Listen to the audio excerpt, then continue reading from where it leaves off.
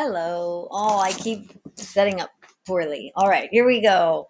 We're continuing our reading of The Giant Rat of Sumatra. We left off last time, chapters 11 and 12, with Shipwreck and Captain Gallows getting held up on the road, and Captain Gallows swearing his revenge on Don Simplicio and saying he's going to be royalty. And Shipwreck not knowing what happened to the emeralds. And then luckily, our friend, do you remember her name? Oliviana, having found them and returning them to Shipwreck. So we're now on chapter 13. It's called In Which I Keep My Eyes Peeled, and the judge gives a hopeless shrug. And this looks to me like a wagon. You can see that. With I don't know what on top. Rugs or some kind of, I don't know. Here we go. Shipwreck, follow me. I was becoming accustomed to Captain Gallows' commands. We were to return to town. I had borrowed a needle and black thread, good idea, from the seamstress and sewed the emeralds back in the coat with plenty of extra stitches.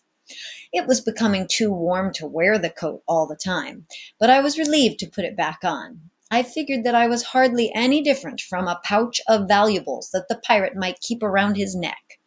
He's like the captain's own little purse, essentially. I would be glad to reach San Diego again. Ever since Captain Fitch had mentioned that an American ship might come blundering into the harbor, I had felt a renewed hope of finding my passage home. I would keep my eyes peeled. I didn't know exactly how I felt about the idea of leaving Rancho Candelaria and Captain Gallows.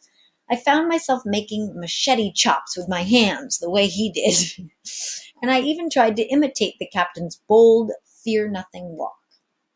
When we reached San Diego, a few lean black cows were chewing weeds in the streets.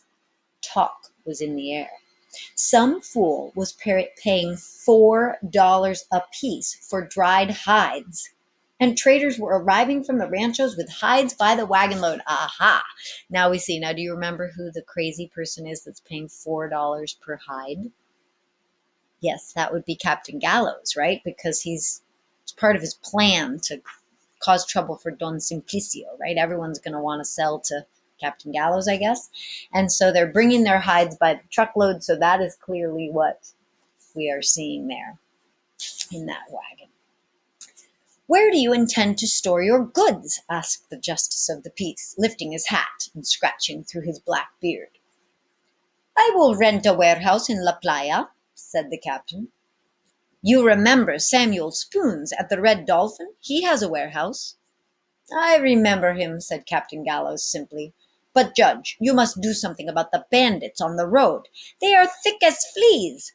Why don't your soldiers deal with them? I stood wondering how the captain, a bandit himself of the seas, could be feeling so righteous after being robbed by a bandit of the roads, and a tiny woman at that. Ah, the bandits, said Judge Bamba with a great quivering sigh. Ah, our soldiers have hardly enough musket balls left to play a game of marbles, and not enough powder to fill a thimble. Right? We've heard that word before, those little things that you put on your finger for sewing. So not much gunpowder to use for the balls in their muskets. Months ago, I petitioned General Castro to spare us up 1,000 musket balls and flints and powder. My pleadings have been ignored. The bareheaded captain raised a hand to shade his eyes from the afternoon sun. I will have shot and powder sent from my ship. And then, he added with a shrug, how do you expect to fight a war with the United States without ammunition? We are hoping the Americans must have more important things to do than to invade us. Perhaps the army will be unable to find San Diego on the map. And if the American warships come by sea? The judge gave a hopeless shrug. So they don't have a very good plan, do they, for fighting? That is all of chapter 13 right there. We just see that they go back to San Diego, and there's lots of buzz about the person who's buying hides for $4. And Captain Gallows says, "Judge, please do something about these bandits." And the judge kind of says, "We aren't even prepared to fight the war. What are we going to do about the bandits?" All right, we'll read one more. Chapter 14, in which Samuel Spoons returns and a dead man rises from the deep. Predictions? A dead man rises from the deep. Gotta be one of the gang with one-armed Ginger coming back, maybe? The picture at the front cover is boots and a brush. So I'm not sure quite what that is. All right. Returning to the ship, Captain Gallows gave a whistle through his fingers and called the crew together. Right? "Calcutta, see how much powder and shot we have left aboard. What we can spare, please send over to the militia. The rest of you, arm yourselves, guns, knives, and belaying pins. First thing in the morning, we're going to set a civilized example now that we are landlubbers," meaning not sailors anymore, people of the land. "Speak for yourself," said Chop Chop, standing with his powerful sea legs spread apart, the better to support his bulk. Said the captain, "I promised to turn you into gentlemen, but that will have to wait. We're obliged to scare the daylights out of the impertinent rascals infesting the San Diego roads. One of them nipped my red boots." So he's going to take all the sailors and try to take care of the bandits themselves. Then he pointed toward La Playa shore. "Chop Chop, go fetch Samuel Spoons. You'll find him in the Red Dolphin. Cabin boy, polish me up another pair of London boots, the black ones."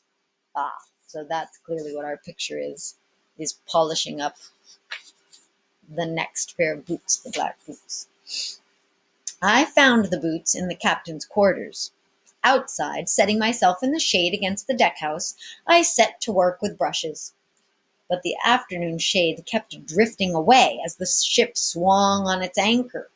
I had moved to the starboard side of the cabin when Chop Chop climbed aboard with Samuel Spoons. The tavern owner gazed at me with a flicker of recognition. "Ain't you—" I said nothing, polishing away with the shoe brush. "You are. Me hat's off to you, lad. Loyal to your captain, you was. Escaped me clutches slick as an eel dipped in lard." The captain, who'd been below with Calcutta to direct the gathering up of spare ammunition, appeared on deck and saw the tavern keeper. "Mr. Spoons, I'm surprised to find you still vertical, so to speak. Not dead yet. Hasn't anyone put a blade in your ribs in all these years?" "Good day to you, Captain. Don't you see I'm such a two-faced fellow that no one can creep up and surprise me?" "Come inside. Shipwreck, bring the boots and help me put them on." Once inside the cabin, the captain seated himself in a Chinese red chair carved with dragons, and I began the labor of working on one of the long boots.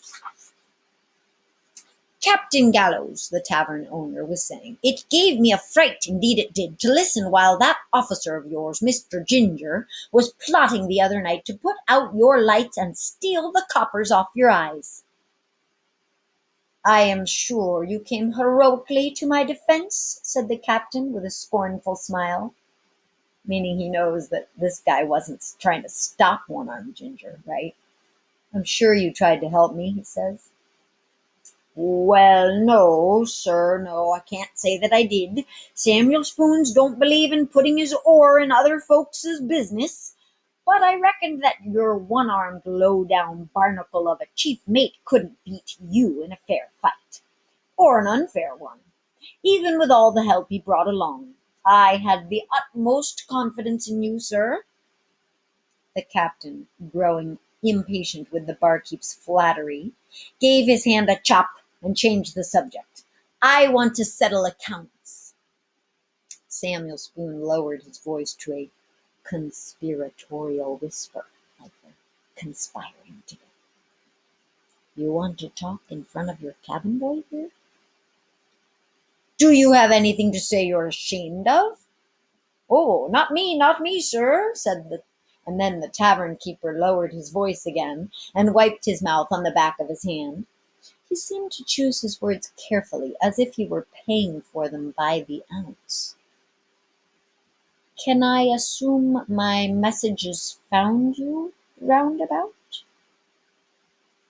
Captain Gallows nodded. Roundabout, aye. Nothin' faster'n them China clipper ships. I presume this will settle accounts, eh? The captain tossed a small pouch of coins into the tavern owner's lap. I won't bother to count it, said Samuel Spoons. You was born generous. Glad to be of service. Now ain't it a pity how Don Simplicio's hide ships get plundered? Spice Islands sea pirates, I hear. Pity. Is it true you're buying hides at $4 each? True. That's not going to go down easy with Don Simplicio. He's loading his last ship, the Serrano there, out the window. She holds 40,000 hides, but his cattle are stolen right and left, without any help from me, may I add, and I hear he needs another 5,000 hides to fill the cargo hold. You hear a lot. Don't I? The tavern owner laughed. Well, I don't think Don Simplicio can pay your price. I heard he's already down to his very last pesos. The skinflint was always down to his last pesos. Of course, you'd know better than that. I finished with the captain's other boot and gave both of them the final touches of the brush. It was clear as window glass that Samuel Spoons had been spying for the captain and getting messages to him. The Giant Rat of Sumatra must have lain in wait in the Philippines for Don Simplicio's last hide ship to come lumbering along off Manila. So that was what it sounded like, right? Is that the captain's been paying or is now paying Samuel Spoons for kind of keeping an eye on how things were going in San Diego, keeping an eye on Don Simplicio, right? Because we know Captain Gallows has got revenge he wants to seek on Don Simplicio. So apparently he's been getting help from Samuel Spoons. Mr. Spoons, said the captain, I will need to rent warehouse space at your usual dishonest rates. It will be a pleasure. Captain Gallows rose, exercising his feet in his boots, and Samuel Spoons humbly backed toward the door. Good day, Captain. Do you know the boy there put himself at risk to warn you of the mischief afoot? If I hadn't locked him up, one-armed Ginger would have croaked the lad with his good hand for sure. Still might. Sadly drowned is Mr. Ginger, remarked Captain Gallows. You don't say! Why, he was in my tavern not an hour ago. That's who's back from the dead. The captain lowered an eyebrow, and I froze. The air stopped short in my lungs. That mangy Mr. Ginger still alive? If he wasn't alive, said Samuel Spoons, he was giving a fine imitation, and he carries a grudge. If I was you, lad, I wouldn't turn my back to the dark. Oh, and that's the end of chapter 14. So that's who's raised from the dead. One-armed Ginger, as we probably all suspected, is still alive and is probably mad at Shipwreck for trying to come and warn the captain, and probably still wants to steal from the captain. So they better be careful. All right, we'll pick it up next time with chapter 15. Thanks for listening.